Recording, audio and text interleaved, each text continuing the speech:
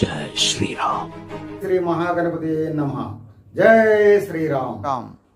శ్రీ అభంజనేయ స్వామి జ్యోతిష అష్టసాముద్రిక నిలయానికి స్వాగతం, సుస్వాగతం. నా పేరు రవిప్రకాష్. ఈరోజు అష్టసాముద్రికంలో టాపిక్ ఏంటంటే కోటీశ్వర యోగం ఉందా లేదా తెలుసుకోవడం ఎలా, హస్తంలో హస్తరేఖల ఆధారంగా.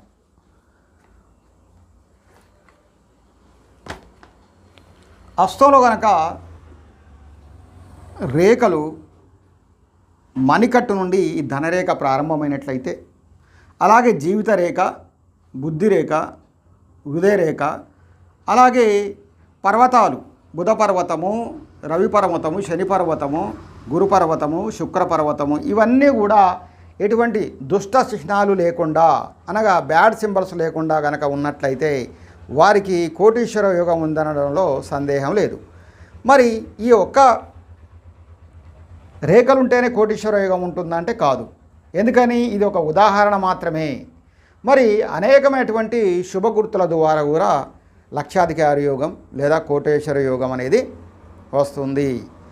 మరి ఇవి దైవానుసారం మన కర్మ ఫలితం మాత్రం ద్వారా మాత్రమే ఈ యొక్క యోగం అనేది ఉంటుంది, గుర్తుంచుకోవాలి. మరి హస్తంలో అనేకమైనటువంటి రేఖలు, దుష్ట చిహ్నాలు మొదలుగానే ఉన్నాయి. సుమారుగా 1,25,000 గుర్తుల్ని అష్టసాముద్రికవేత్తలు గుర్తించినారు. మరి మీకు కోటీశ్వర యోగం ఉందో లేదో తెలుసుకోవాలనుకుంటున్నారా? దానికి మంచి అష్టసాముద్రికవేత్త అవసరం. మరి నన్నే సంప్రదించాలంటే స్క్రోల్ అవుతున్నటువంటి నెంబర్కి కాల్ చేసి డీటెయిల్ తెలుసుకోండి. ప్రేక్షకులారా, మరి ఖచ్చితంగా గురుదక్షిణ ఉంటుంది. గురుదక్షిణ చెల్లించి మీ యొక్క అష్టసాముద్రిక విషయాలు తెలుసుకోవాల్సిందిగా మనవి చేస్తున్నాను. మీరు ఇంకొక విషయం ఏంటంటే, మీరు ఇంటి వద్దనే ఉండి జస్ట్ వాట్సాప్ ద్వారా, వాట్సాప్లో ఇలాగా రైట్ హ్యాండ్ ఒక ఫోటో, లెఫ్ట్ హ్యాండ్ ఒక ఫోటో, అలాగే ఒక సెల్ఫీ ఫోటో పెట్టినట్టయితే జాతక ఫలితాలు పరిశీలించి సమగ్రంగా, సంపూర్ణంగా ఒక హాఫ్ డే తీసుకుంటాను నేను. మీకు విషయాలు ఫోన్ చేసి నేనే స్వయంగా తెలియజేస్తాను. దీనికి గురుదక్షిణ కేవలం 1,016 ఉంటుంది.